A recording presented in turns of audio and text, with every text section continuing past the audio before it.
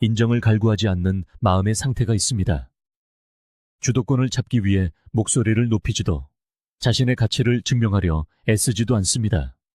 그저 고요하고 명료하며 흔들리지 않는 상태로 존재할 뿐입니다. 그런 마음이 방에 들어서면 혼돈은 힘을 잃습니다. 사람들은 잠시 말을 멈추고 대화의 방향이 바뀝니다. 우리 모두가 마음 깊은 곳에서 무언가 불편한 진실을 감지하기 때문입니다. 칭찬으로도, 위협으로도, 심지어 사랑으로도 흔들 수 없는 마음. 소음에 반응하지 않고 그 본질을 꿰뚫어 보는 마음.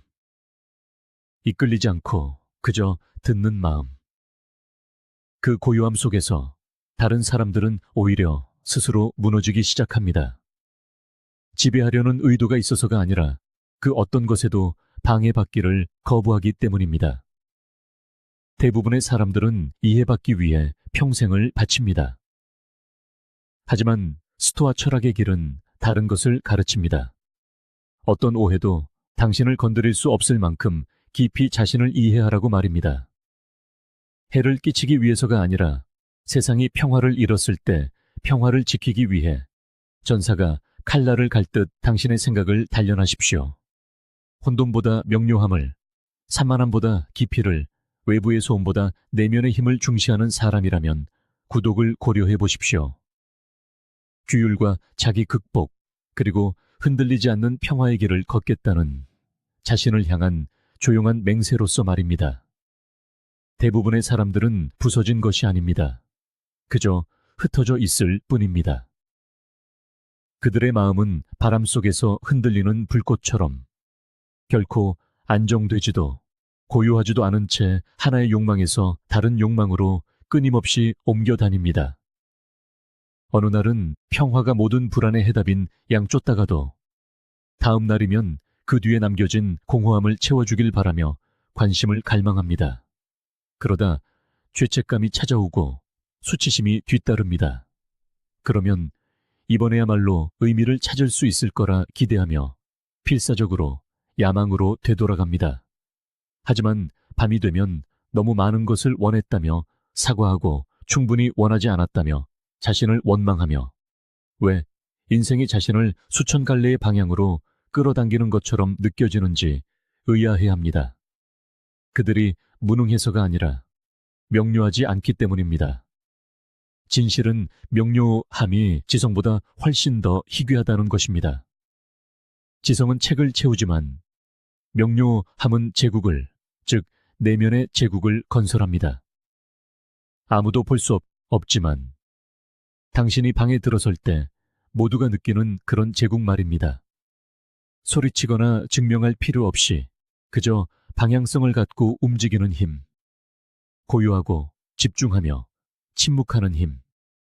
이것이 바로 무자비한 마음의 시작입니다. 잔인함이 아닌 규율과 덜어냄, 그리고 목적을 방해하는 모든 것을 버리는 선택에 있어 무자비한 마음입니다. 하지만 명료함은 하늘에서 계시처럼 내려오지 않습니다. 벽에 걸린 명언이나 동기부여 영상 속에서 나타나지도 않습니다. 그것은 불편함이라는 불 속에서 단련됩니다. 대부분의 사람들이 평생을 피하는 질문, 내가 진정으로 원하는 것은 무엇인가를 마침내 스스로에게 던지는 고요한 순간에 만들어집니다. 고상하게 들리는 것이나 타인의 박수를 받는 것이나 서류상으로 좋아 보이는 것이 아니라 다른 모든 것이 침묵할 때 내면에서 조용히 타오르는 것 말입니다. 명료함은 거기서 시작됩니다. 답이 아니라 불편한 질문을 기꺼이 던지려는 의지에서 말입니다. 나는 편안함 너머에서 진정으로 무엇을 원하는가? 그것을 누릴 자격이 있는 사람이 되려면 나는 누가 되어야 하는가? 그리고 수백 갈래로 끌려다니는 것을 멈추기 위해 나는 무엇을 기꺼이 내려놓을 것인가? 이 질문들은 우리가 성공이라고 받아들이도록 길들여진 모든 것을 위협하기에 깊이 파고듭니다. 자아를 지켜쓰지 않고 오히려 그것을 벌거벗깁니다. 대부분의 사람들은 외면할 것입니다.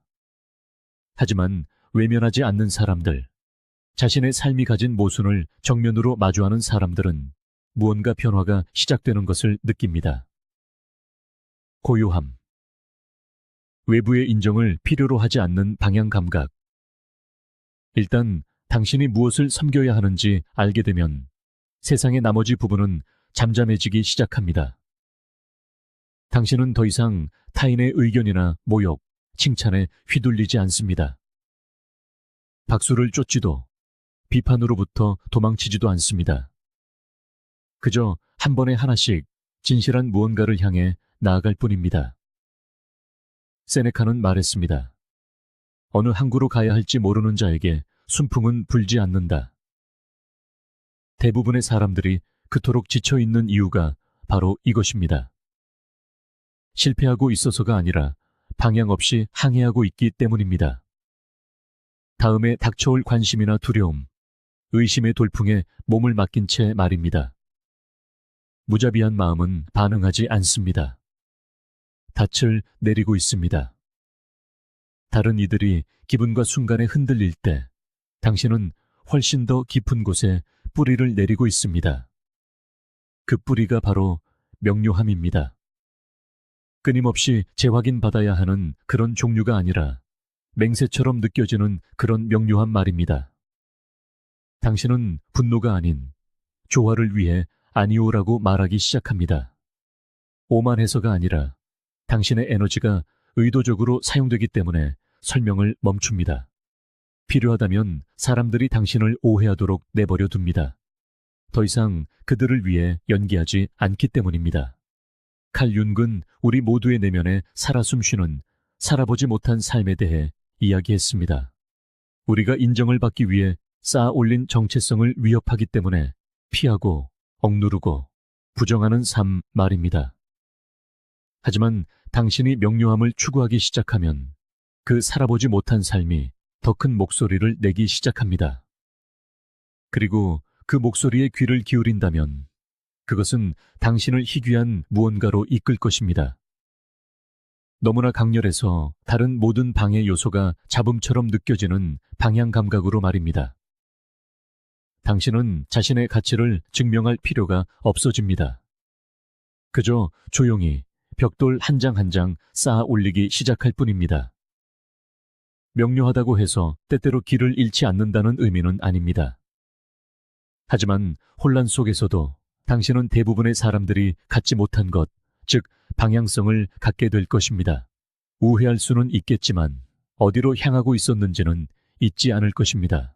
오해받을 수는 있겠지만 당신의 가치를 잃어버리지는 않을 것입니다. 이것이 바로 표류하는 사람과 이끄는 사람을 구분 짓는 것입니다.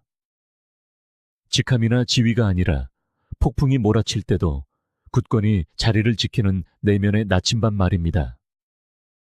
당신의 마음이 더 이상 상충하는 욕망들의 전쟁터가 아닐 때 그것은 집중이라는 무기가 됩니다. 그리고 그것이 사람들을 두렵게 하는 것입니다. 당신이 차가워서가 아니라 혼돈을 먹고 사는 세상에서 당신이 평온하기 때문입니다. 그들이 당신을 도발할 때 당신은 움찔하지 않습니다. 그들이 당신을 무시할 때 당신은 쫓지 않습니다. 그들이 인정을 거둘 때 당신은 무너지지 않습니다. 왜냐고요? 명료함이 당신을 그 모든 것으로부터 독립시켰기 때문입니다. 당신은 더 이상 그들의 반응 속에서 방향을 찾지 않습니다. 당신은 이미 당신의 길을 선택했습니다. 에픽테토스는 말했습니다. 자유는 인생에서 유일하게 가치 있는 목표다. 그것은 우리가 통제할 수 없는 것들을 무시함으로써 얻어진다. 명료함이 바로 그런 종류의 자유입니다. 불확실성을 없애지는 않지만 의존성을 제거합니다. 당신은 신호를 기다리는 것을 멈춥니다. 당신 자신이 신호가 됩니다. 허락을 구하는 것을 멈춥니다. 원칙에 따라 행동하기 시작합니다. 그러면 사람들은 알아차릴 것입니다. 항상 이해하지는 못하겠지만 그들은 느낄 것입니다. 그 고요함, 자기 충족감, 그리고 더 큰 비전에 부합하지 않는 결정에 떠밀리거나 유혹당하거나 서두르기를 거부하는 태도를 말입니다. 그리고 여기 대부분의 사람들이 결코 깨닫지 못하는 부분이 있습니다. 명료함은 단지 방향에 관한 것이 아닙니다. 그것은 시간과 에너지, 그리고 자기 자신을 보존하는 것에 관한 것입니다. 어디로 가고 있는지 알 때, 당신은 사람들을 설득하여 함께 걷게 하느라 에너지를 낭비하지 않습니다. 알아봐 달라고 애원하지 않습니다. 필요하다면 홀로 걷습니다. 그리고 그렇게 함으로써 소음은 결코 가질 수 없었던 방식으로 당신은 존재감을 드러냅니다. 그러니 만약 당신의 마음이 안개 속에 있거나 흩어져 있거나 쉽게 흔들린다고 느꼈다면 스스로에게 물어보십시오. 나는 무엇을 원해야 하는가가 아니라 나는 무엇을 원하지 않는 척 그만두어야 하는가 라고. 나에게 기대되는 것은 무엇인가가 아니라 수년 동안 조용히 나를 불러온 것은 무엇인가 라고 말입니다. 그것이 당신의 나침반이 되게 하십시오. 다른 모든 것이 흔들릴 때 명료함이 당신이 딛고 설당이 되게 하십시오. 일단 어디로 가는지 알게 되면 방해 요소는 힘을 잃고 죄책감은 무의미해지며 소음은 배경 속으로 사라집니다. 당신은 연기를 멈추고 설명을 멈추고 쫓는 것을 멈춥니다. 그저 움직일 뿐입니다. 세상이 당신에게 맞춰 조정되기 시작할 만큼 날카로운 명료함을 가지고 말입니다. 사람들은 당신의 분노를 두려워하지 않습니다. 당신의 사랑 또한 두려워하지 않습니다. 그들이 두려워하는 것은 당신이 어떤 감정을 내보일지 예측할 수 없다는 사실입니다. 그들은 읽을 수 없는 것을 두려워합니다. 누군가의 감정을 파악할 수 없을 때 그들은 당신의 다음 움직임에 대비할 수 없기 때문입니다. 그리고 그런 종류의 불확실성은 상대의 통제력을 무너뜨립니다. 대부분의 사람들은 걸어다니는 사용 설명서와 같습니다. 해독하기 쉽고 조종하기 쉽습니다. 칭찬하면 녹아내리고 비판하면 무너집니다. 올바른 버튼을 누르면 어떤 반응이 나올지 정확히 알 수 있습니다. 하지만 당신이 정해진 신호에 반응하기를 멈추는 순간 모든 것이 바뀝니다. 그들의 각본은 깨지고 그들의 리듬은 흔들립니다. 감정적 고요함은 수동적인 상태가 아닙니다. 그것은 볼륨을 끝까지 낮춘 힘입니다. 고요함은 오해받기 쉽습니다. 어떤 이들은 그것을 냉정함으로 착각하고 다른 이들은 무관심이라 부릅니다. 하지만 내면의 요새에서 비롯된 진정한 고요함은 감정을 차단하는 것이 아닙니다. 언제, 어떻게 당신의 감정을 표현할지 선택하는 것입니다. 무자비한 마음은 모든 것을 느낍니다. 타오르는 분노, 솟아오르는 기쁨, 깊이 배는 고통까지도. 하지만 결코 그 감정들이 무모하게 새어나가도록 두지 않습니다. 취약함을 드러내지 않고 흥분을 과시하지 않습니다. 일단 세상이 당신의 약점을 보게 되면 그것을 이용하는 법을 배우기 시작하기 때문입니다. 감정적 예측 가능성이 그토록 자주 악용되는 데에는 이유가 있습니다. 조종하는 사람, 비판하는 사람, 심지어 좋은 의도를 가진 사람들조차 당신을 책처럼 읽을 수 있다면 그들은 당신의 삶에 속하지 않는 장들을 써내려가기 시작할 것입니다. 당신의 표정이 변하고 목소리 톤이 바뀌고 어깨가 긴장합니다. 눈에 보이는 모든 신호가 지렛대가 되고 당신은 서서히 명료함에서 행동하는 것을 멈추고 압박감에 반응하기 시작합니다. 하지만 당신이 읽을 수 없는 존재가 되는 순간, 당신의 평온함이 일관되고 당신의 침묵이 기준이 될 때 그들은 어디를 눌러야 할지 알지 못합니다. 그리고 바로 그때 당신의 진정한 힘이 시작됩니다. 에픽테토스는 가르쳤습니다. 당신에게 일어나는 일이 중요한 것이 아니라 당신이 그것에 어떻게 반응하는지가 중요하다. 스토아 철학자들은 감정이 적이 아니라 훈련되지 않은 감정이 적이라는 것을 알았습니다. 일단 당신의 감정이 주도권을 잡으면 당신의 이성은 그림자처럼 그 뒤를 따르기 때문입니다. 당신은 모든 것을 느끼면서도 그 무엇에도 지배당하지 않을 수 있습니다. 그리고 그것이 바로 강인함과 예민함을 구분짓는 것입니다. 하나는 당신의 나침반이 되고 다른 하나는 당신의 감옥이 됩니다. 하지만 내면의 모든 것이 소리치며 반응하려 할 때 어떻게 고요함을 유지할 수 있을까요? 바로 여기서 규율이 필요합니다. 궁수가 조준을 연습하든 당신은 감정적 고요함을 연습합니다. 관역을 무시하는 것이 아니라 활시위를 당기는 손을 진정시킴으로써 말입니다.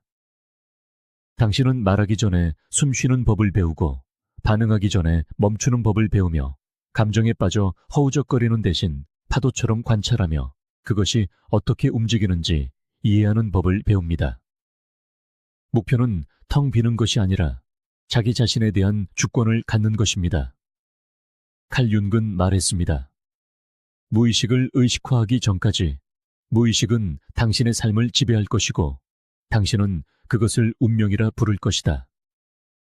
대부분의 사람들은 한 번도 들여다본 적 없는 감정적 충동에 이끌려 인생을 살아갑니다. 그들은 자신이 진솔하다고 생각하지만 사실은 그저 반응하고 있을 뿐입니다. 고요함은 억압이 아니라 자각입니다. 그것은 당신 내면의 폭풍을 바라보며 이렇게 말하는 것입니다. 네가 보이는구나. 하지만 오늘은 네가 조종할 수 없어. 당신이 무관심해서가 아니라 당신의 반응이 낭비되는 것을 막을 만큼 충분히 신경 쓰기 때문입니다. 고요함에는 대부분의 사람들이 결코 인지하지 못하는 숨겨진 이점이 있습니다. 그것은 타인이 스스로를 드러내게 만듭니다. 당신이 반응하지 않을 때, 동요하거나 움찔하거나 과도하게 설명하지 않을 때, 사람들은 과잉보상하기 시작합니다. 그들은 더 많이 말하고 더 많이 드러내며 당신의 반응을 이끌어내려 더 애씁니다. 그리고 그 과정에서 그들은 자신을 움직이는 것이 무엇인지 정확히 노출합니다. 고요함은 그들의 불안감 앞에 거울을 놓기 때문에 그들을 불편하게 만듭니다. 그리고 당신은요, 당신은 조용히 있습니다. 배우고 기다립니다. 누군가 당신을 도발하기 위해 무언가를 말했던 마지막 순간을 떠올려 보십시오. 어쩌면 그들은 당신의 가치에 의문을 제기했을 수도 있고 당신의 노력을 폄하했을 수도 있습니다. 그리고 아마도 당신이 스스로를 방어할 것이라고 기대했을 겁니다. 하지만 당신이 그러지 않는다면 어떻게 될까요? 정당화 대신 침묵을 내놓을 때 그들은 더 가까이 다가와 허둥댑니다. 이제 압박감이 그들에게로 옮겨갔기 때문입니다. 그들은 당신이 무슨 생각을 하는지 확신할 수 없고 그 불확실성 속에서 그들의 통제력은 와해됩니다. 고요함은 모든 논쟁에서 이기는 것이 아닙니다. 당신의 평화를 대가로 치러야 하는 게임에 참여하기를 거부하는 것입니다. 당신이 감정 상태를 드러내지 않을 때 당신은 에너지를 보존합니다. 당신의 중심을 보호합니다. 뉴스, 의견, 관계, 그리고 소음을 통해 끊임없이 당신의 균형을 무너뜨리려는 세상에서 그 고요함은 신성한 것이 됩니다. 그것은 공격하기 위해서가 아니라 끝까지 버티기 위한 당신의 무기가 됩니다. 마르쿠스 아우렐리우스는 매일 자신에게 상기시켰습니다. 너는 외부 사건이 아니라 너의 마음에 대한 힘을 가지고 있다. 이 사실을 받아들이면 너는 힘을 찾을 것이다. 이것이 감정적 고요함의 뿌리입니다. 어떤 혼돈이 당신을 둘러싸고 있든 당신의 반응은 여전히 당신의 소유라는 것을 아는 것. 당신은 오해받으면서도 평정을 유지할 수 있고 비판받으면서도 침착함을 지킬 수 있습니다. 감정적 고요함은 약점이 아니라 자제력이기 때문입니다. 그리고 그것이 사람들을 불안하게 만듭니다. 그들은 측정할 수 없는 것을 조종할 수 없습니다. 사람들은 당신을 냉담하다고 부를 것입니다. 어떤 이들은 당신이 변했다고 말할 것입니다. 하지만 그들이 말하게 두십시오. 당신은 차가운 것이 아니라 의식하고 있는 것입니다. 단절된 것이 아니라 신중한 것입니다. 그리고 당신이 무모하게 표현하지 않고 불편함과 함께 앉아있는 법을 더 많이 훈련할수록 당신은 더 많은 통제력을 얻게 됩니다.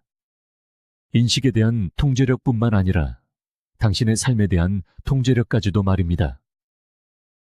격앙된 순간의 차분한 얼굴은 상징이 됩니다. 도발당하기를 거부하는 사람은 매력적인 존재가 됩니다.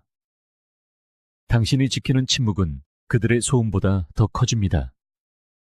그리고 그 공간 안에서 당신은 목소리를 높이거나 입장을 설명하거나 이해를 구하지 않고도 방해 에너지를 통제하기 시작합니다. 결국 사람들은 배웁니다.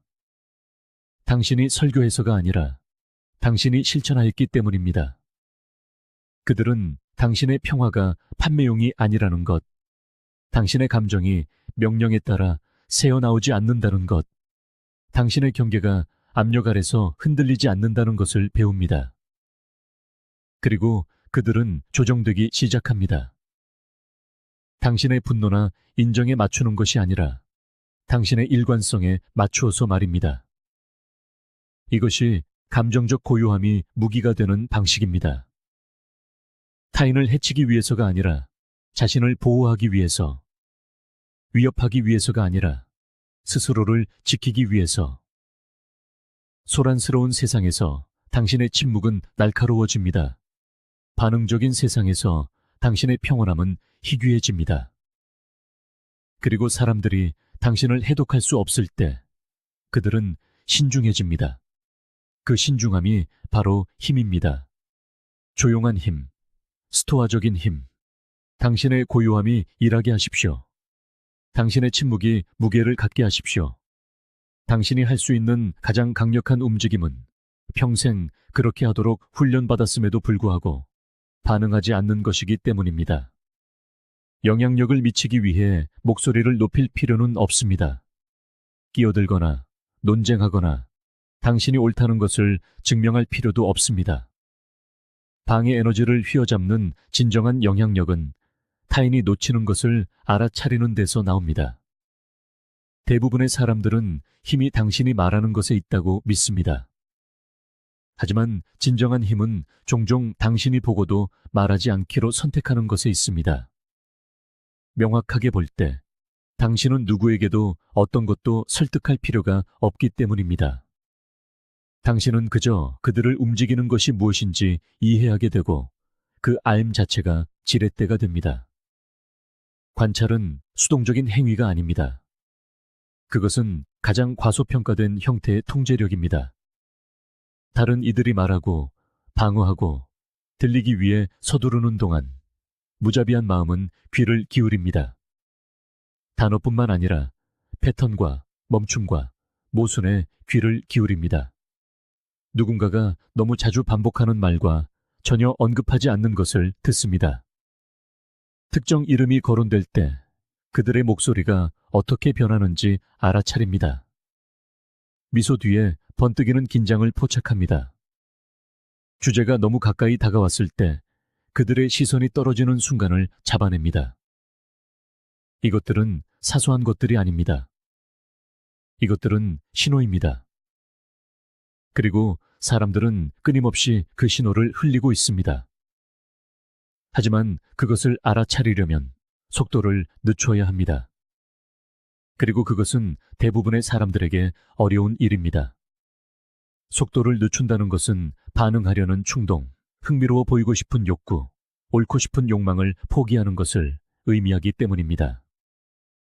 그것은 당신의 주의를 온전히 다른 사람에게 두는 것을 의미합니다. 그들에게 깊은 인상을 주기 위해서가 아니라 그들을 이해하기 위해서 말입니다. 조각가가 첫 조각칼을 대기 전에 조급함이 아닌 호기심으로 대리석 덩어리를 연구하듯이 말입니다. 그것이 바로 주목받기 위해 말하는 사람과 알기 위해 보는 사람의 차이를 만듭니다. 대부분의 사람들은 표면 위에서 살아갑니다. 그들은 말투, 칭찬, 모욕에 반응하며 왜 그 사람이 그런 말을 했는지 결코 묻지 않습니다. 하지만 훈련된 관찰자는 묻습니다. 그들은 무엇을 숨기려 하는가? 무엇을 방어하고 있는가? 무엇을 쫓고 있는가? 모든 반응 뒤에는 신념이 있고 모든 이야기 뒤에는 상처가 있기 때문입니다. 그리고 당신이 누군가의 고통의 형태를 그들이 한마디도 하지 않았음에도 볼 수 있을 때 당신은 그들이 결코 인정하지 않을 더 큰 힘을 쥐게 됩니다. 칼 윤근 말했습니다. 두 인격의 만남은 두 화학 물질의 접촉과 같다. 어떤 반응이든 일어난다면 둘 다 변화한다. 하지만 당신이 그 만남에 아무런 자각 없이 감정적으로 반응하며 들어간다면 당신은 그 변화를 놓치게 됩니다. 데이터를 잃고 너무 많은 것을 보여주면서 너무 적게 배우게 됩니다. 스토아 철학자들은 단지 감정의 통제에 대해서만 말한 것이 아닙니다. 그들은 인식의 통제, 즉 인간 본성을 포함한 모든 형태의 본질을 이해하는 것에 대해 말했습니다. 무엇이 사람들을 움직이는가? 무엇이 그들을 두렵게 하는가? 그들이 단지 살아남기 위해 쓰는 가면은 무엇인가? 그리고 여기 아무도 말해주지 않는 부분이 있습니다. 사람들은 당신이 보고 있지 않다고 생각할 때 가장 많은 것을 드러냅니다. 당신의 에너지가 조용하고 당신의 존재가 안정적일 때, 바로 그때 그들은 연기를 시작합니다. 바로 그때 진짜 진실이 드러납니다. 고백을 통해서가 아니라 모순을 통해서 말입니다. 도전을 받았을 때의 미세한 떨림, 과도하게 설명하는 순간, 억지 웃음으로 이어지는 재빠른 화제 전환. 이것들은 우연이 아닙니다. 이것은 균열입니다. 그리고 일단 당신이 그것들을 보았다면 맞서거나 폭로할 필요가 없습니다. 당신은 그저 조정할 뿐입니다. 접근 방식을 바꾸고 표면 위의 연기가 아닌 그 아래의 진실에 말을 겁니다. 이것은 조종이 아닙니다. 이것은 조화입니다. 당신은 받아들여지지 않을 곳에 말을 낭비하는 것을 멈춥니다. 돌려받지 못할 곳에 신뢰를 주는 것을 멈춥니다. 그리고 그 대신 조용히, 전략적으로, 정밀하게 움직입니다. 관찰은 또한 보호수단입니다. 그것은 당신이 싸울 가치가 없는 전투에 뛰어드는 것을 막아줍니다. 진정성을 의상처럼 입는 사람들과 동맹을 맺는 것을 막아줍니다. 당신의 침묵은커녕 당신의 생각조차 받을 자격이 없는 사람들에게 충성을 바치는 것을 막아줍니다. 대부분의 사람들은 겉모습에 속습니다. 잘 연습된 매력, 시기적절한 관대함, 적절한 말들. 하지만 고요한 마음은 그것을 꿰뚫어 봅니다. 지켜보고 기다립니다. 그들이 방에 없을 때 다른 사람들에 대해 어떻게 말하는지, 불편함을 어떻게 다루는지, 질문을 하는지, 아니면 그저 말할 차례를 기다리는지를 관찰합니다. 침묵에는 힘이 있습니다. 어색한 종류가 아니라 의도적인 종류의 힘입니다. 당신이 상대를 연구하는 동안 그가 공간을 채우도록 내버려두는 그런 종류의 힘입니다. 그가 과도하게 설명하게 두십시오. 그가 너무 애쓰게 두십시오. 그가 더 많이 말할수록 그는 더 많이 드러냅니다. 그리고 당신이 아무 말도 하지 않을수록 그는 당신이 무슨 생각을 하는지 추측하기 시작합니다. 그 추측이 그의 불편함이 되고 그 침묵이 당신의 지렛대가 됩니다. 세네카는 썼습니다. 우리는 현실에서보다 상상 속에서 더 자주 고통받는다.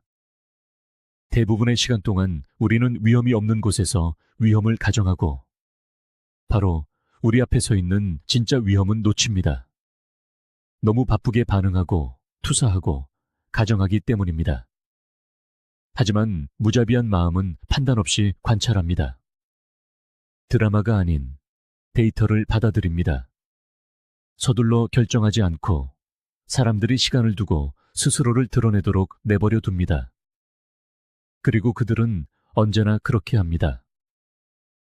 일단 당신이 반응하는 대신 관찰하는 사람이 되면 당신은 다른 사람들이 완전히 놓치는 것들을 보기 시작합니다.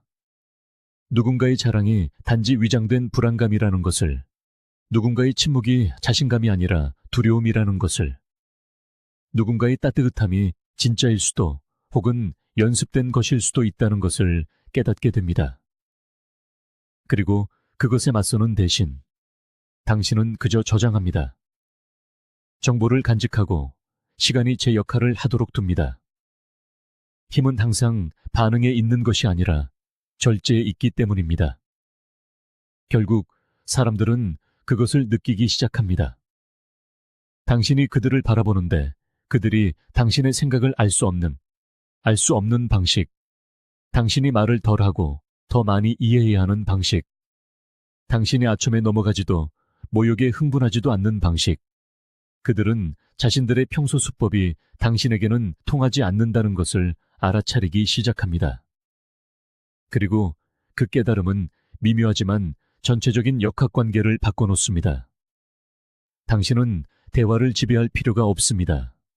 방에서 가장 목소리가 클 필요도 없습니다. 당신은 그저 명확하게 보는 사람이 되기만 하면 됩니다. 일단 그렇게 되면 게임의 판도가 바뀝니다. 사람들은 자신을 꿰뚫어보는 시선을 느낄 때 평소와 같은 가면을 쓰지 못합니다. 더 이상 쉽게 거짓말하지 못하고 상대를 감동시키려 애쓰지도 않죠. 마음 깊은 곳에서 그 차이를 감지하기 때문입니다. 당신이 단지 듣고 있는 게 아니라 자신들을 읽고 있다는 것을 알기 때문입니다.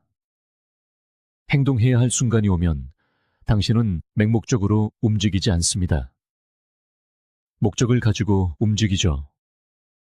필요할 때만 입을 엽니다.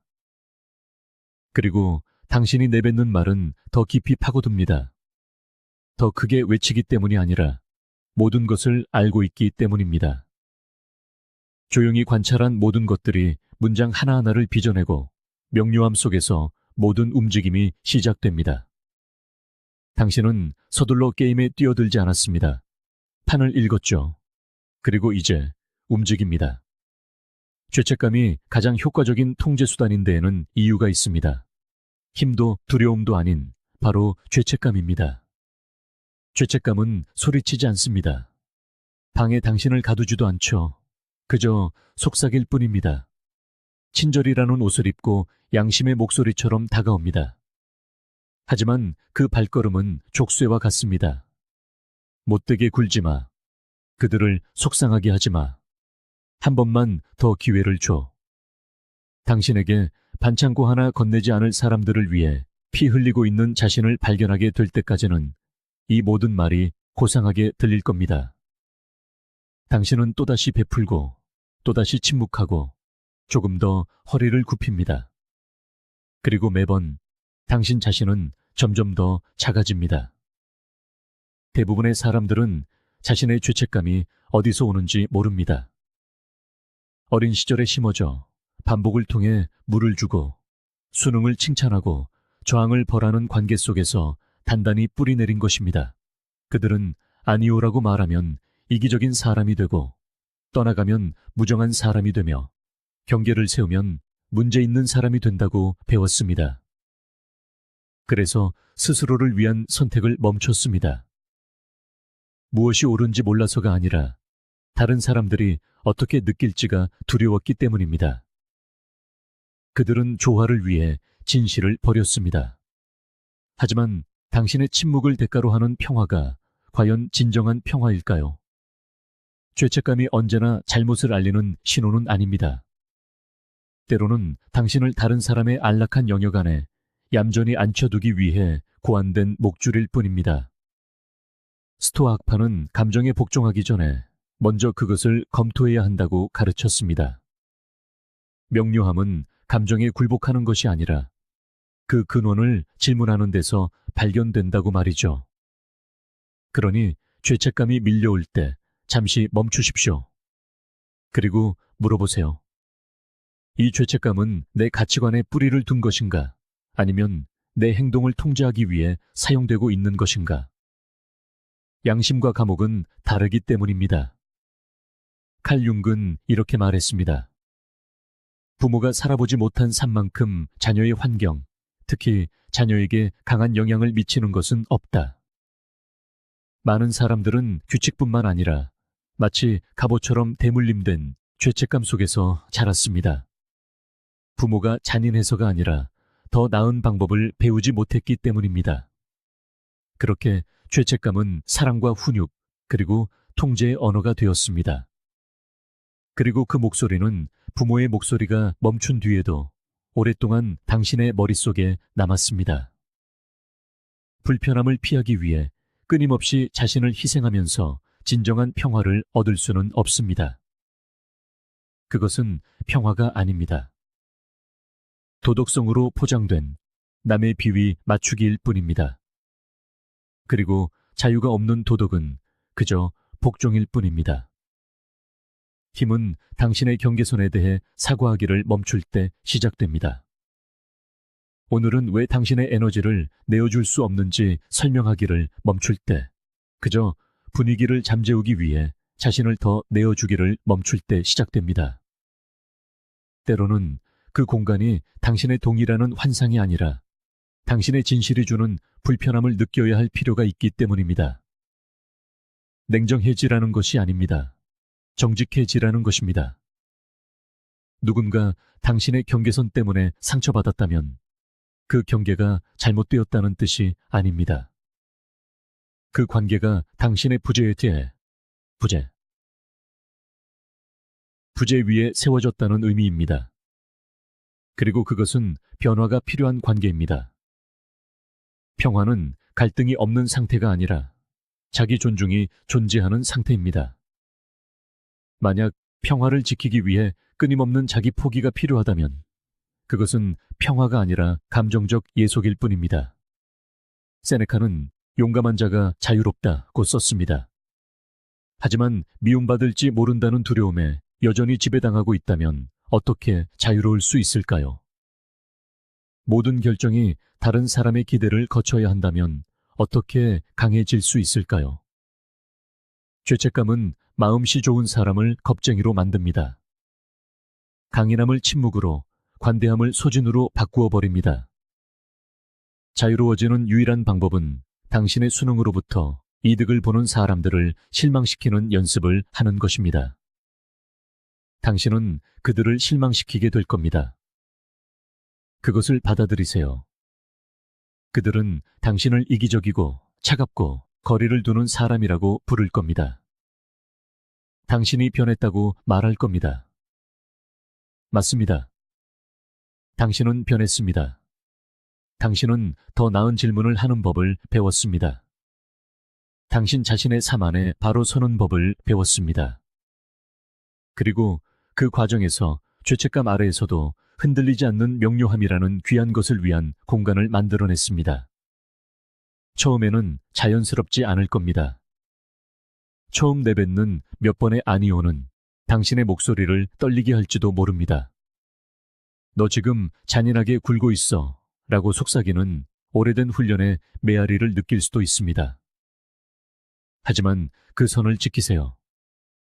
쉬운 길 대신 옳은 길을 선택할 때마다 당신은 자신의 조각을 되찾게 됩니다. 조건 없이 당신을 사랑하는 사람들은 결국 적응할 겁니다. 마음에 들어 하지 않을지는 몰라도 존중하게 될 겁니다. 떠나가는 사람들은 그들 자신의 선택일 뿐, 당신의 배신이 아닙니다. 당신이 더 명확해지고 죄책감의 소나기가 느슨해질수록 삶이 얼마나 고요해지는지 깨닫기 시작할 겁니다. 사람들이 요구를 멈춰서가 아니라 당신이 더 이상 설명해야 할 의무감을 느끼지 않기 때문입니다. 당신은 진실하게 움직이고 의도를 가지고 선택합니다. 그리고 그것은 죄책감으로 억지로 지어낸 어떤 미소보다도 정직합니다. 내 몫이 아닌 짐은 지지 않겠다 묻고 말하는 데서 오는 힘이 있습니다. 다른 사람들이 계속해서 부수는 것을 끝없이 고쳐주는 일, 감정적인 무게, 수치심 같은 것들을 말이죠. 당신은 그 짐을 내려놓습니다. 벌하기 위해서가 아니라 보호하기 위해서.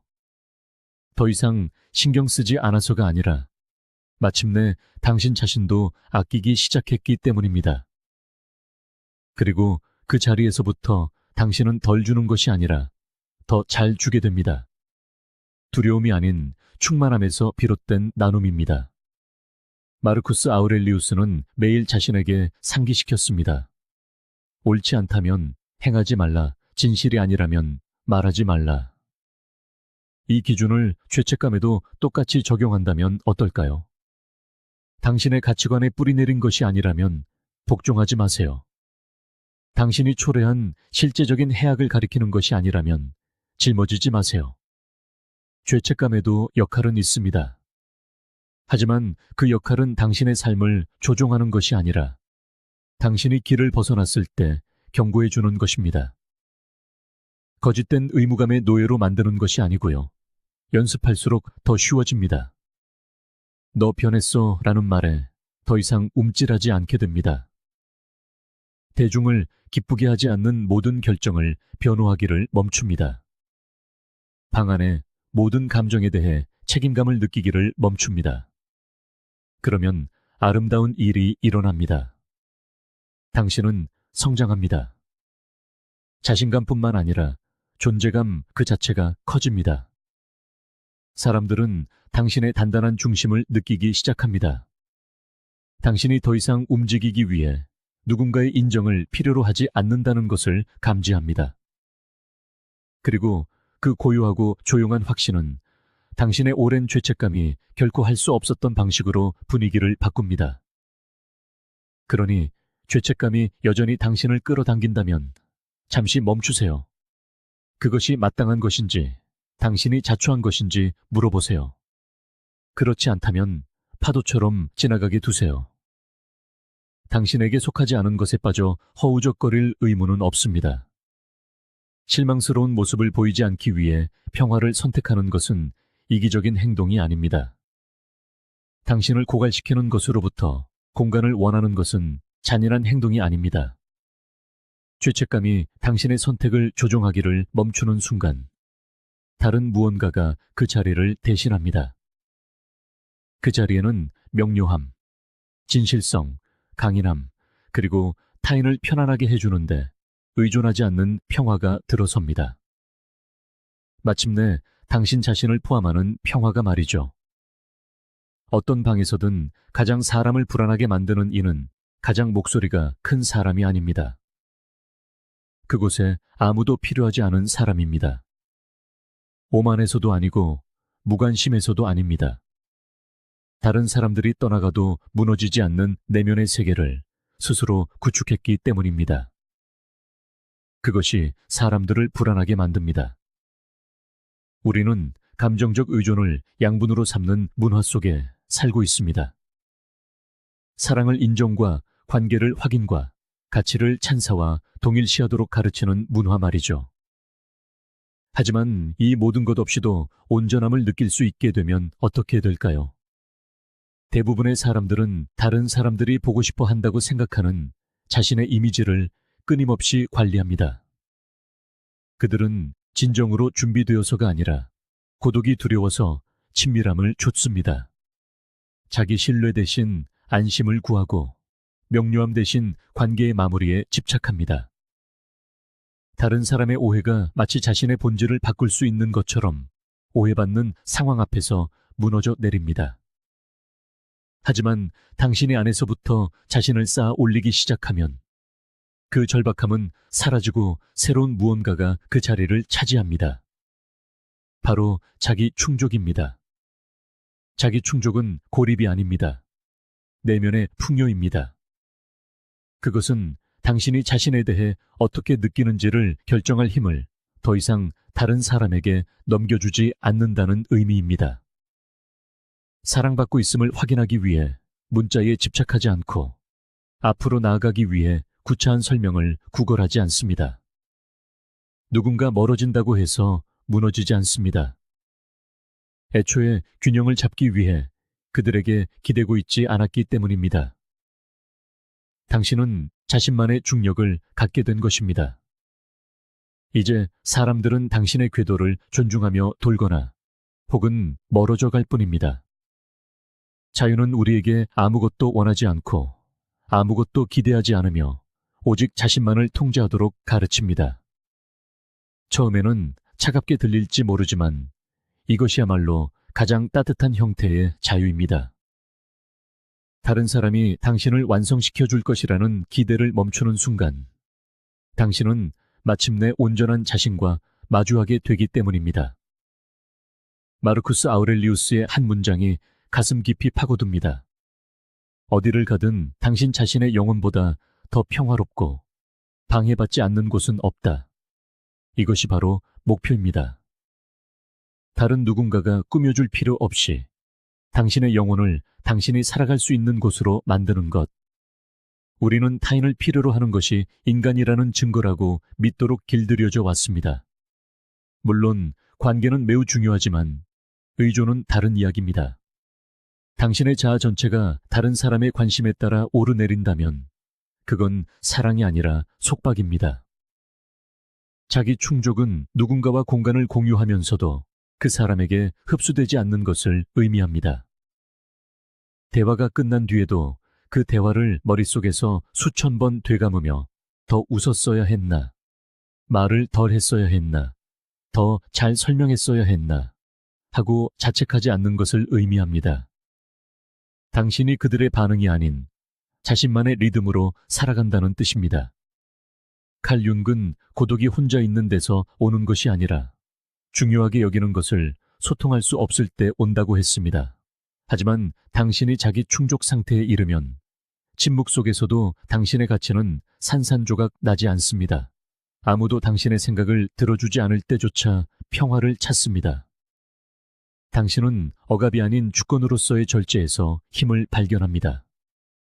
모든 것을 말하고 모든 것을 설명하고 모든 것을 소리내어 느낄 필요가 없습니다. 당신은 그저 압니다.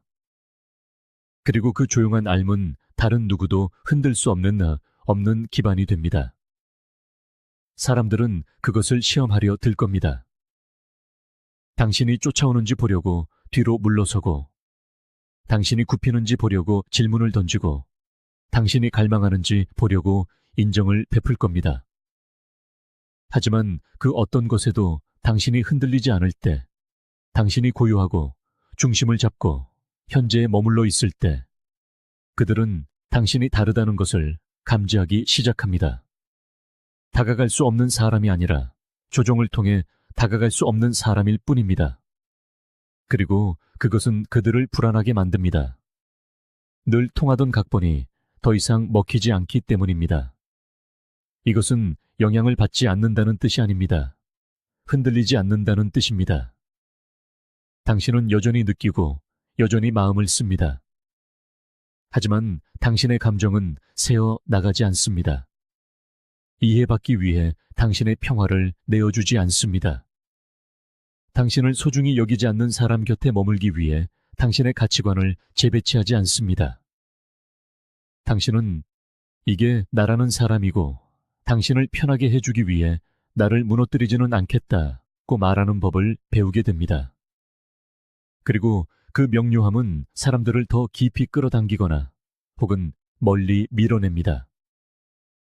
어느 쪽이든 당신은 온전한 상태로 남습니다. 이미 가득 찬 상태로 걸어 들어오는 사람, 구원받기를 바라며 관계를 시작하지 않는 사람, 모든 칭찬이나 비판의 의미를 부여하지 않는 사람, 두려움이 아닌 자기 자신과의 조화 속에서 결정을 내릴 만큼 충분히 자신의 생각과 함께 앉아 있을 수 있는 사람. 그런 사람에게는 무언가 특별한 것이 있습니다. 그런 존재감은 느껴집니다.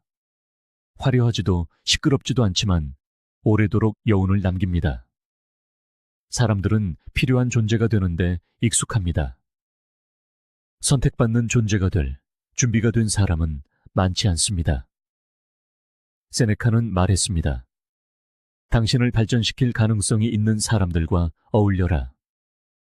하지만 당신이 인정받기 위해 끊임없이 자신을 증명하려 애쓰고 있다면 당신은 발전하는 것이 아니라 텅 비어가고 있는 것입니다.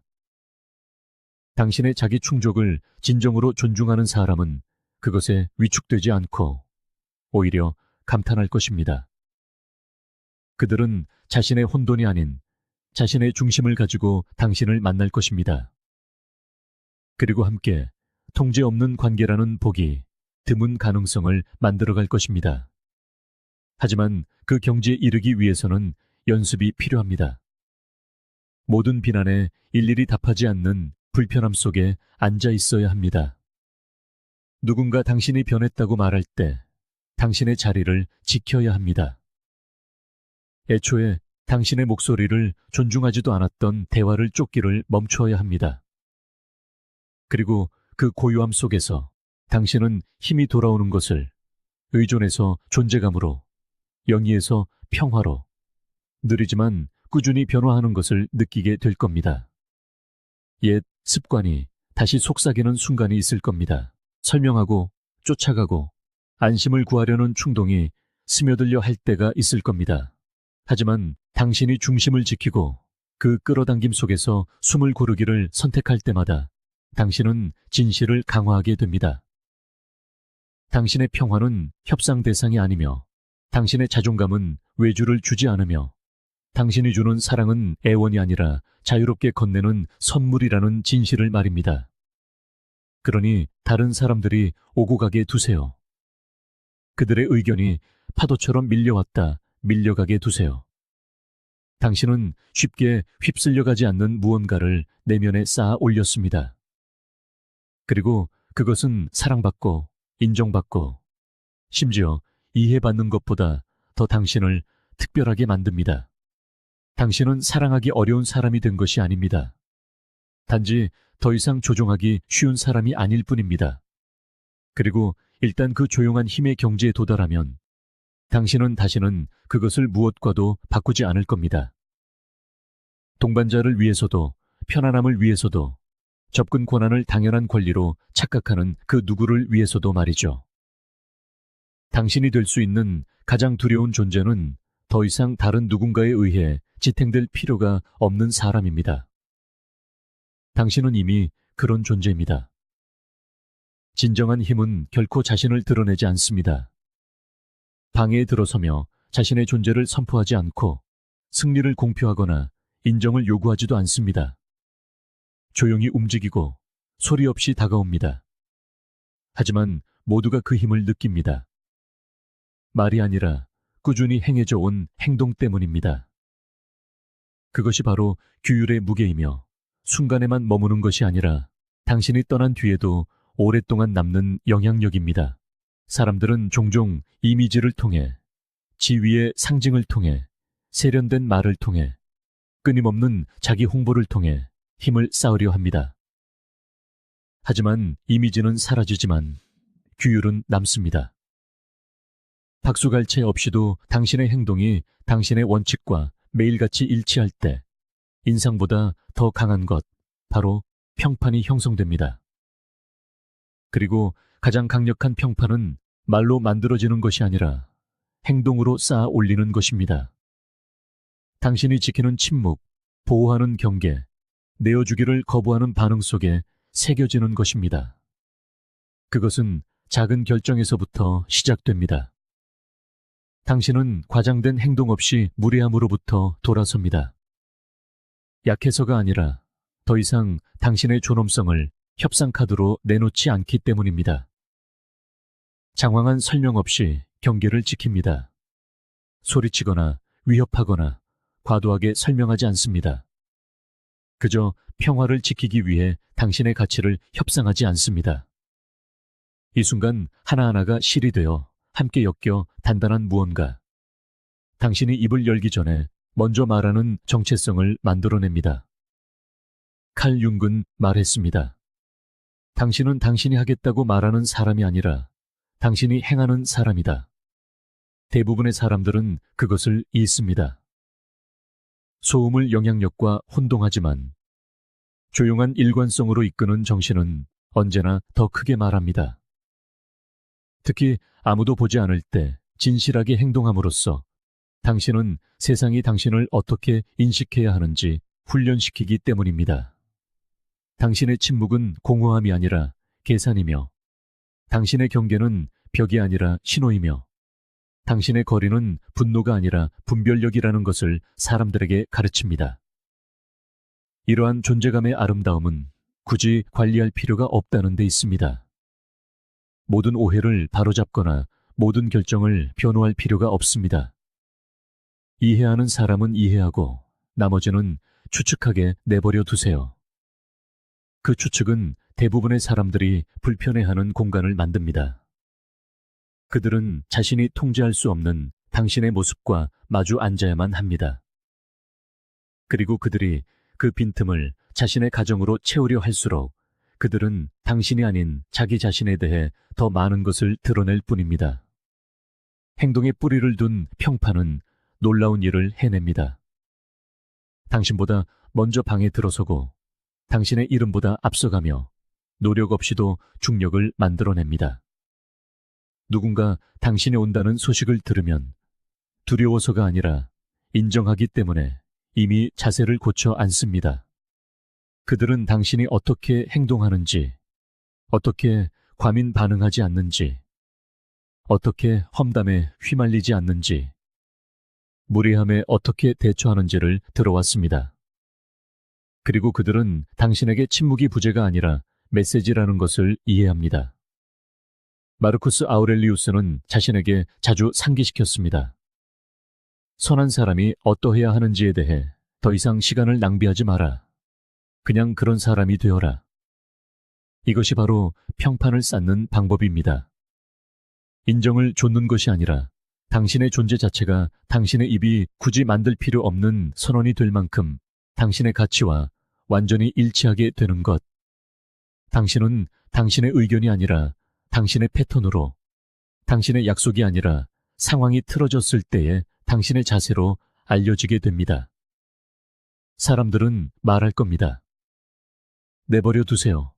당신의 침묵에 대한 이유를 지어내게 하고 당신이 왜 더 이상 응답하지 않는지, 왜 더 이상 참석하지 않는지, 왜 예고 없이 떠났는지 추측하게 하세요. 그들이 당신에 대해 묻는 모든 질문은 당신의 자제력을 해독하려는 데 쓰이는 에너지입니다. 그것이 바로 지렛대입니다.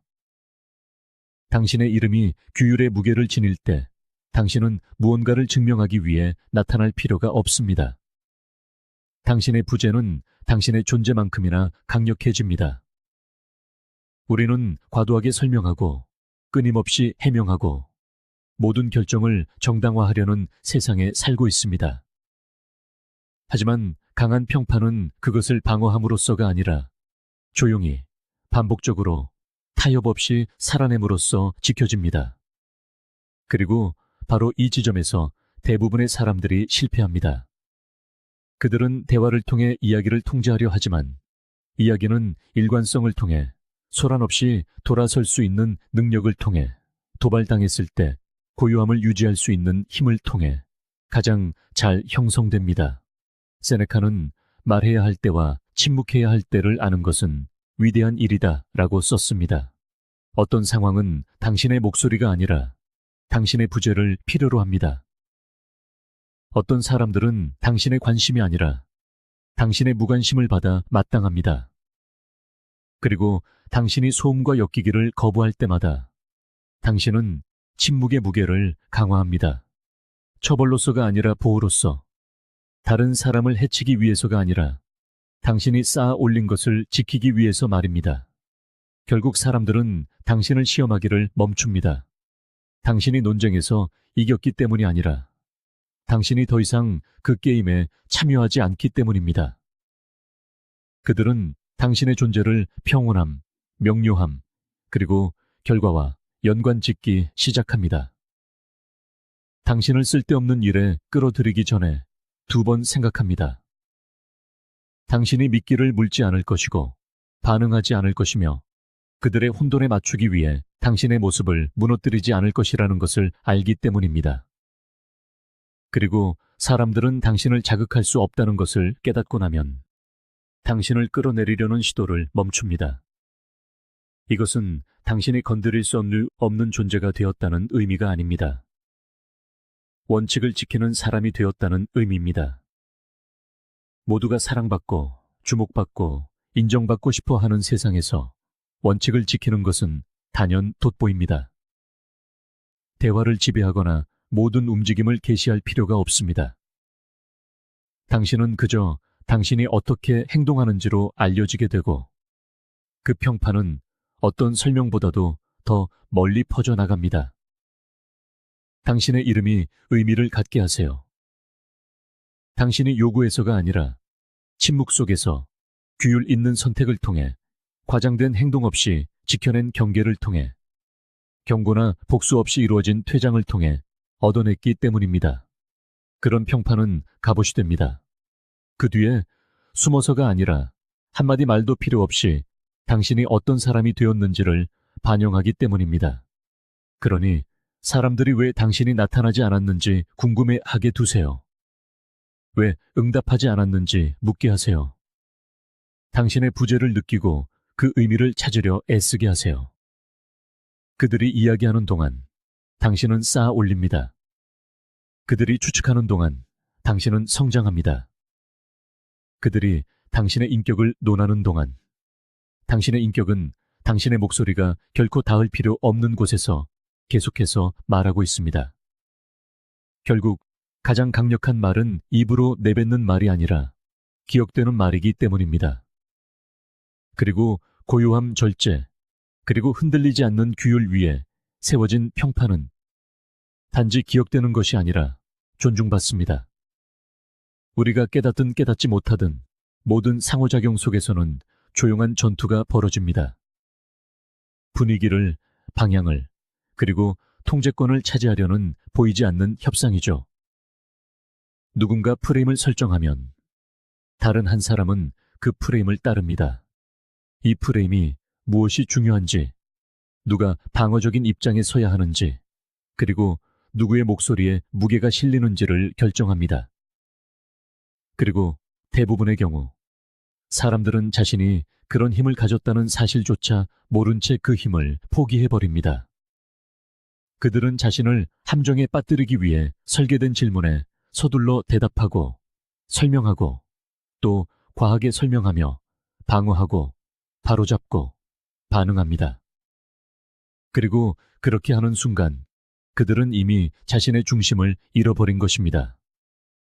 프레임을 통제하는 사람은 목소리를 높일 필요가 없습니다.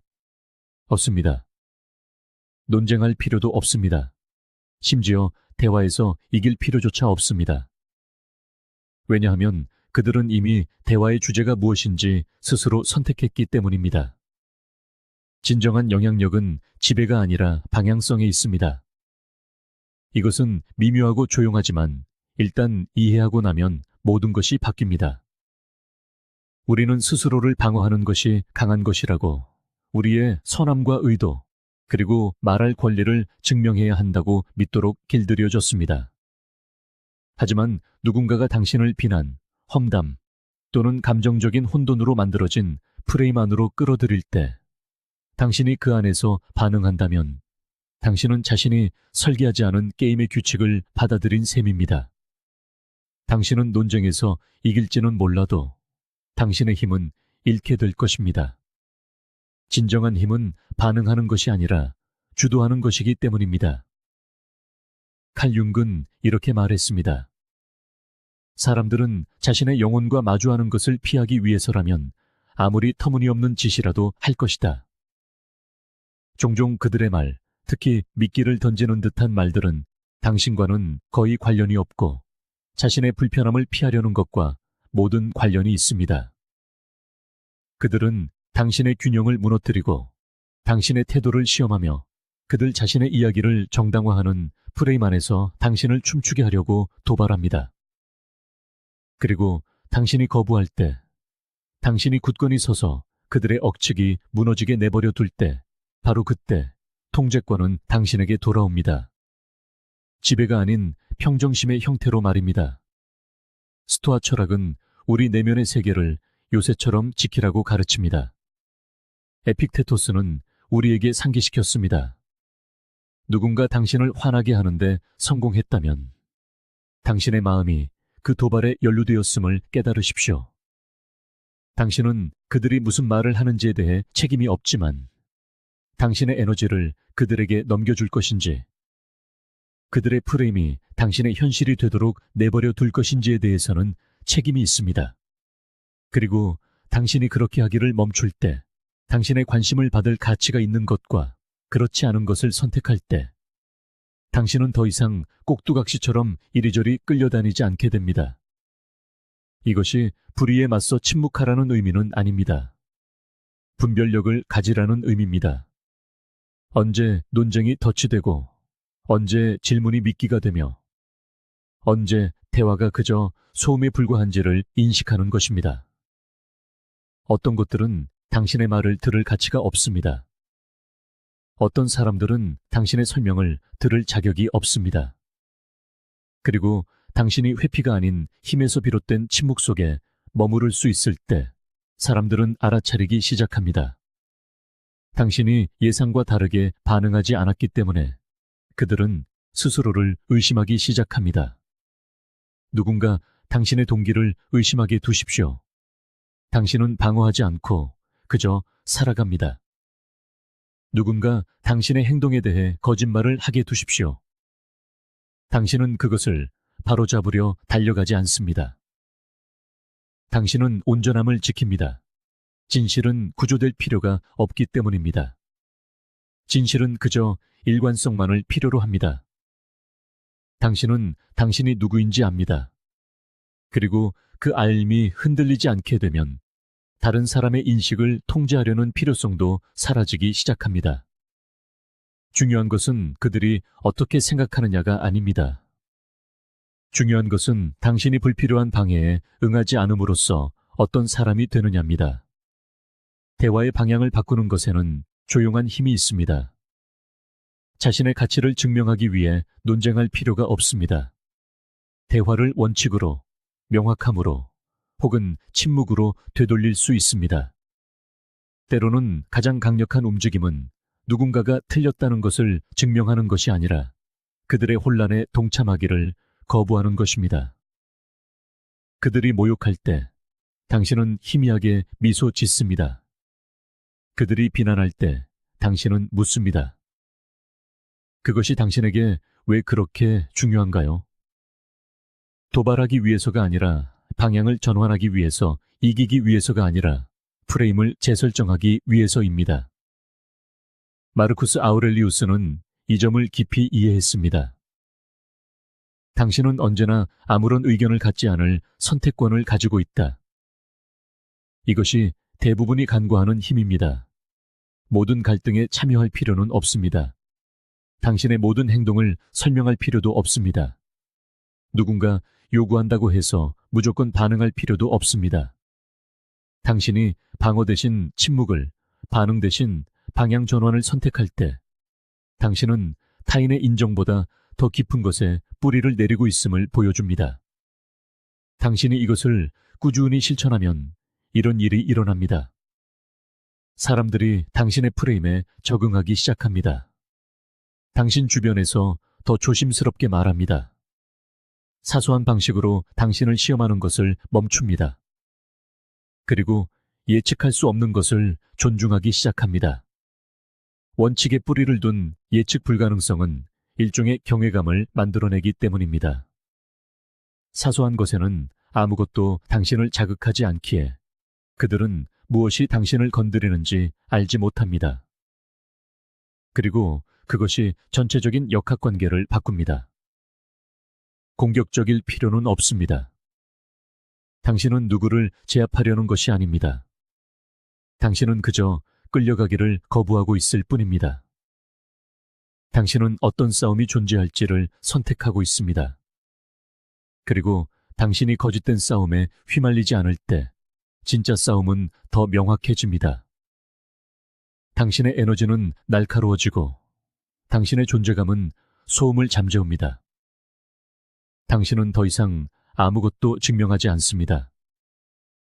당신은 그저 당신 자신으로 존재하며 당신이 강요하지 않아도 주변이 당신에게 맞춰지도록 당신이 프레임을 설정하기 때문입니다. 네. 사람들은 당신을 냉정하다고 말할지도 모릅니다. 거만하다고 딱지를 붙일 수도 있습니다. 그냥 두십시오. 그것들은 당신의 감정에 대한 통제력을 잃은 사람들이 던지는 말에 불과합니다. 그들은 예전에 당신을 밀면 넘어지는 것을 보았지만 이제 그들이 밀어도 당신은 굳건히 서 있습니다. 그 고요함이 말을 합니다. 그것이 공간을 재조정합니다. 그리고 그것이 바로 프레임 컨트롤입니다. 당신은 지배를 통해서가 아니라 선택을 통해 그것을 통제합니다. 당신은 무엇에 반응합니까? 당신의 감정 영역에 무엇을 허용합니까?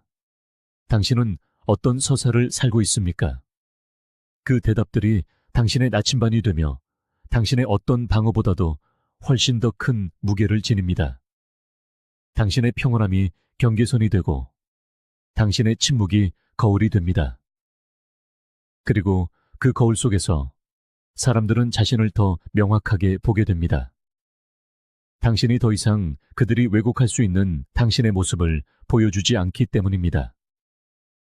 그러니 다음에 누군가의 드라마, 누군가의 이야기, 누군가의 감정적인 혼돈 속으로 끌려 들어갈 때 잠시 멈추십시오. 모든 것이 당신의 목소리를 들을 가치가 있는 것은 아닙니다. 모든 프레임이 당신의 존재를 들일 가치가 있는 것은 아닙니다. 당신이 무엇을 짊어질지 결정함으로써 당신의 에너지를 보호하십시오. 그리고 기억하십시오. 그 방에서 가장 강한 사람은 논쟁에서 이기는 사람이 아닙니다. 그 논쟁이 가치가 없다는 것을 아는 사람입니다. 진정한 통제는 결코 목소리를 높이는 것에 있지 않았습니다. 그것은 당신의 기준을 높이는 것에 있습니다. 그리고 당신이 조용히, 꾸준히, 그리고 당당하게 그렇게 할 때 다른 모든 것들은 당신의 기준에 맞춰지거나 아니면 멀어져 갈 것입니다. 침묵에는 사람의 마음을 사로잡는 무언가가 있습니다. 어색하게 흐르는 침묵이 아니라 상대가 당신의 폭발을 예상했지만 그러지 않았을 때 뒤따르는 그런 침묵 말입니다. 무례함, 배신, 조종에 뒤따르는 침묵. 그러나 분노나 보복이 아닌 평온함으로 마주하는 그런 침묵. 그 침묵은 어떤 격한 외침보다도 더 많은 것을 말해줍니다. 왜냐하면 그것은 공간을 남기기 때문입니다.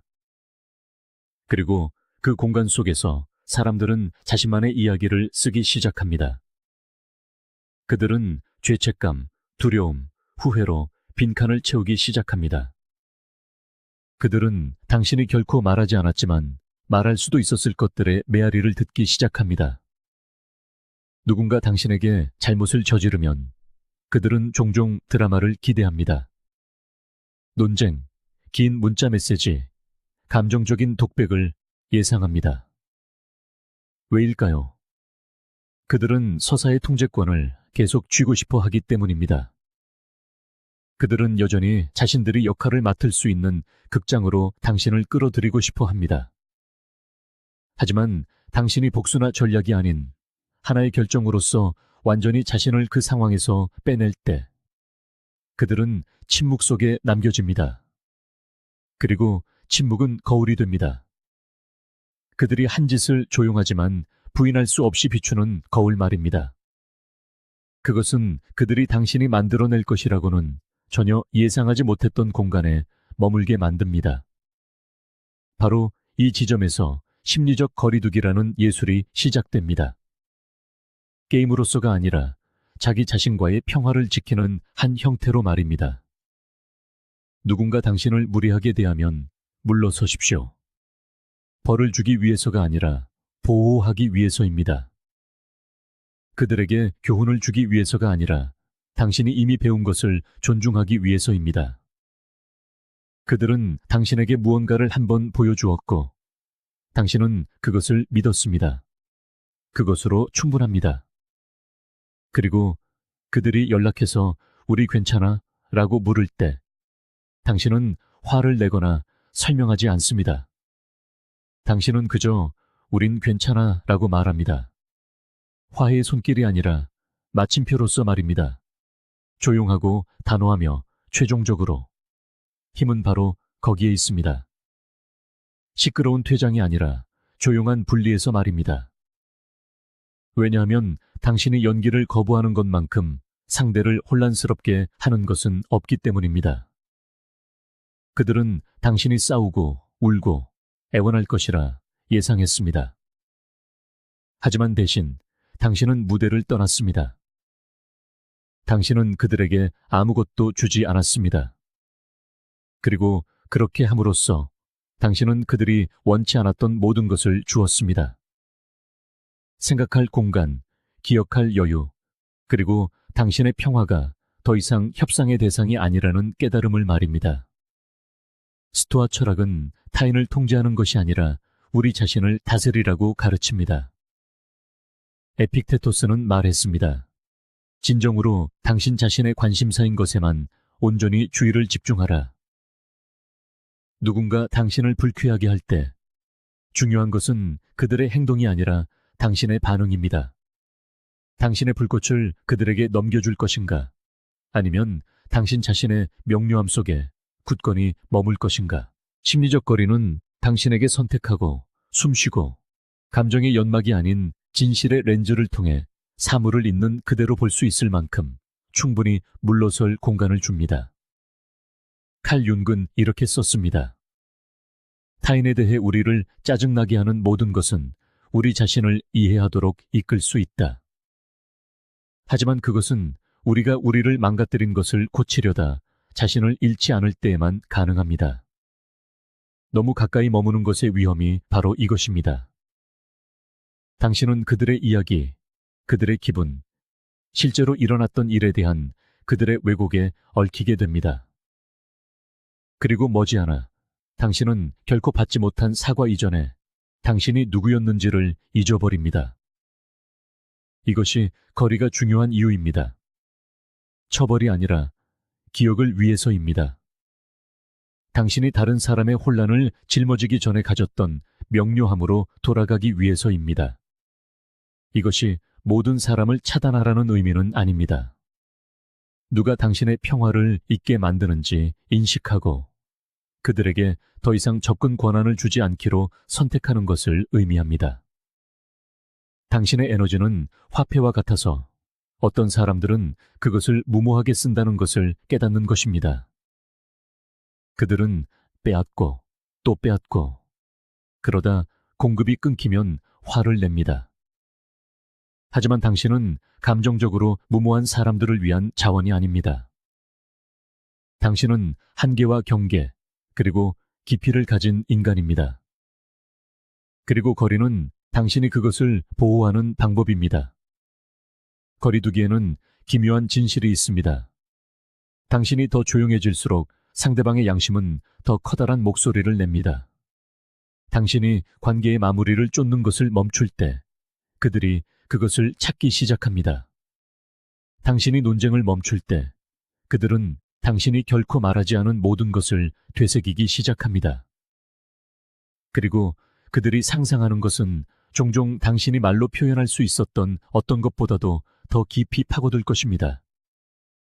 당신은 소리칠 필요도 설명할 필요도 없었습니다.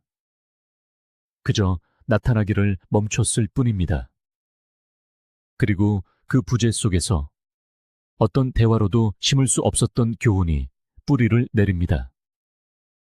세네카는 우리에게 상기시켰습니다. 어디에나 있는 자는 어디에도 없다. 이것은 감정적으로도 마찬가지입니다. 당신은 모든 사람에게 당신의 생각, 시간, 마음에 대한 완전한 접근을 허용할 의무가 없습니다. 누군가 끊임없이 당신의 인내심을 시험한다면 당신의 존재를 거두십시오. 누군가 당신의 친절을 조종한다면 당신의 침묵을 설명하기를 멈추십시오. 그들이 배우게 두십시오. 메아리에게 말하는 것이 어떤 기분인지 느끼게 하십시오. 당신의 거리가 당신의 경계선이 될 때 사람들은 당신의 평화에 부응하기 위해 스스로를 끌어올리거나 아니면 자신의 혼돈 속으로 사라집니다. 그리고 그 공백을 채우고 싶은 유혹이 들 것입니다. 왜 멀어졌는지 설명하고 싶고 보내지 않을 편지를 쓰고 싶을 겁니다. 하지만 심리적 강인함의 일부는 자제력입니다. 명료함이 항상 대화를 필요로 하지는 않는다는 것을 아는 것입니다. 때로는 사람들이 자신이 만든 공간에 머물게 내버려 두어야 합니다. 그들을 구해주거나 거리에 대해 사과하거나 연결을 유지하기 위해 자신을 움츠러들게 하지 않으면서 말입니다. 드라마 없이 돌아설 수 있는 사람이 되는 것에는 힘이 있습니다. 영희보다 평화를 선택하는 사람이 되는 것, 누군가 그럴듯한 말투로 부탁한다는 이유만으로 기회를 주기를 멈추는 사람이 되는 것, 당신은 냉담하거나 잔인한 것이 아닙니다. 당신은 그저 당신의 온전함을 대가로 치러야 하는 사랑이나 우정의 형태를 더 이상 받아들이지 않기로 결정했을 뿐입니다. 그리고 당신이 그 진실을 온전히 체화할 때 당신 주변의 공기가 바뀝니다. 사람들은 그것을 느낍니다. 무엇이 변했는지는 모르지만 더 이상 예전과 같은 방식으로는 당신에게 닿을 수 없다는 것을 압니다. 그리고 그것이 어떤 대립보다도 그들을 더 불안하게 만듭니다. 당신이 시끄럽게 떠나지도 공격하지도 않았기 때문입니다. 당신은 그저 참여하기를 멈췄을 뿐입니다. 그리고 그 조용한 퇴장은 천마디의 비난보다 더 오래도록 울려 퍼집니다. 그것은 이렇게 말합니다. 나는 더 이상 이곳에 속하지 않아. 나는 더 이상 최소한의 것을 위해 싸워야 하는 곳에 맞지 않아. 나는 내 정체성을 희생하지 않아도 평화를 얻을 수 있는 곳에 있기를 선택한다. 다른 사람들이 그 침묵을 이야기로 채우게 두십시오. 추측하고 해석하고 재구성하게 내버려 두세요. 중요하지 않습니다. 당신은 그 서사에서 빠져나왔습니다. 당신을 오해하기로 작정한 사람들에게 이해받으려는 노력을 멈췄습니다. 그리고 그렇게 함으로써 당신은 보기 드문 것을 되찾습니다. 바로 공간입니다. 성장하고 치유하고 늘어지거나 의심받거나 위축되지 않고 존재할 수 있는 공간 말입니다. 때로는 당신이 할 수 있는 가장 강력한 일은 당신이 초대받은 혼돈의 장에 그저 나타나지 않는 것입니다. 나약해서가 아니라 당신의 평화가 소음과 맞바꾸기에는 너무나 소중해졌기 때문입니다. 떠나십시오. 그들을 상처 주기 위해서가 아니라 당신 자신을 치유하기 위해서입니다. 당신이 자신의 침묵을 존중할수록 당신의 존재는 그들의 기억 속에서 더욱 커다랗게 울려 퍼질 것이기 때문입니다. 이 이야기가 당신의 마음에 무언가 울림을 주었다면 당신을 더 깊은 곳으로 이끌어줄 또 다른 영상이 기다리고 있습니다. 지금 화면에 보입니다. 다음으로 시청해주세요. 그리고 고요함이 생존을 넘어 강인함이 되는 곳 스토익 저널과 함께 해주셔서 감사합니다.